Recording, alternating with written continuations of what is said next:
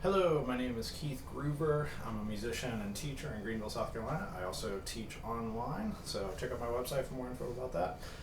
Today I want to talk about just sort of the beginnings of jazz cello and what you need to do to get started.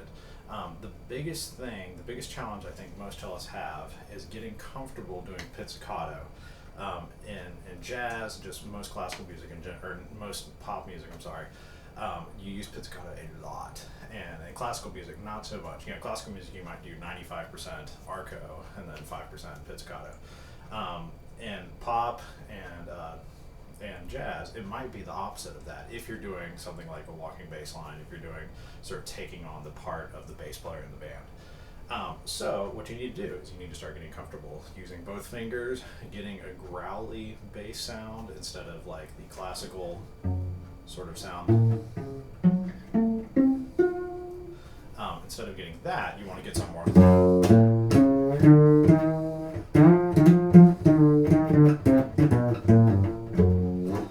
Getting comfortable with things like hammer-on.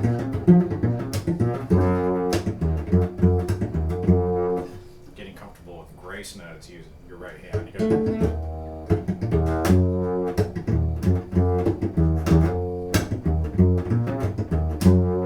So let me just sort of demo what I'm talking about whenever I'm talking about walking bass line. Something like this.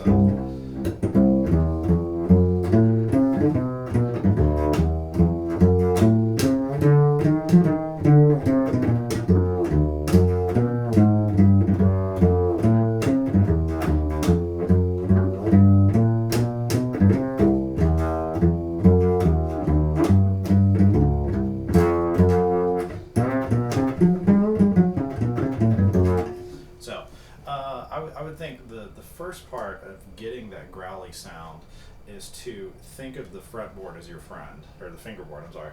A lot of times whenever we do pizzicato, like I said, you're trying to get this pure sound. A lot of times you try to play exactly halfway or an octave above the note that you're playing. You pitch there.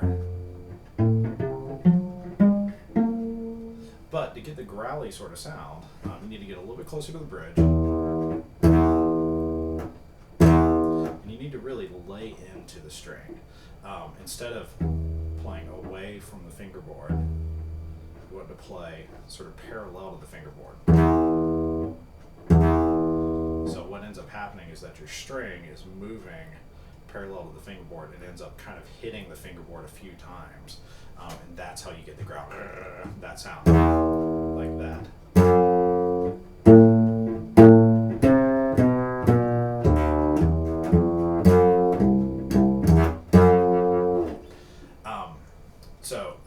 The technique that I use to do this is very similar to how a bass player plays, where instead of playing away this way, you're going to play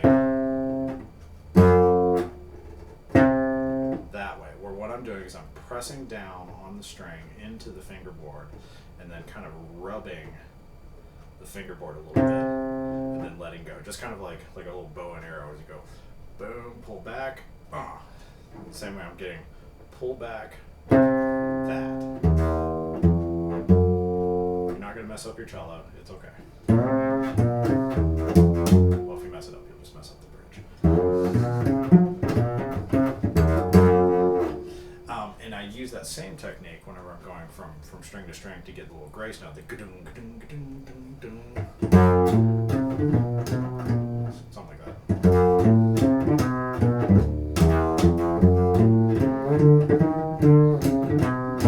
That sound. What I'm doing is I'm using the same idea of playing parallel to the fingerboard, muting the note with my left hand. So, like, to get that sound, I've got a muted note, then instantly kind of raking across to get to the second note, so you get like that.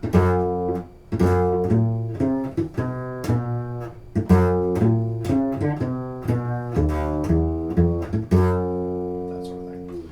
So, I hope that gives you a couple of ideas as to just how to get started. Work on getting that pizzicato. You can just play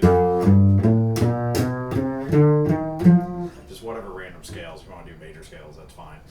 There are other scales that are going to be a little bit more useful in jazz and generally things like the major pentatonic, that sort of thing. But for right now, we're just focusing on getting that sound. All right, so hopefully that's helpful. And if you have any questions, feel free to email me or call me. My info is in the more info box. And if we want to go even further, then you can contact me and we'll try to get a lesson going. Thanks a lot. Bye-bye.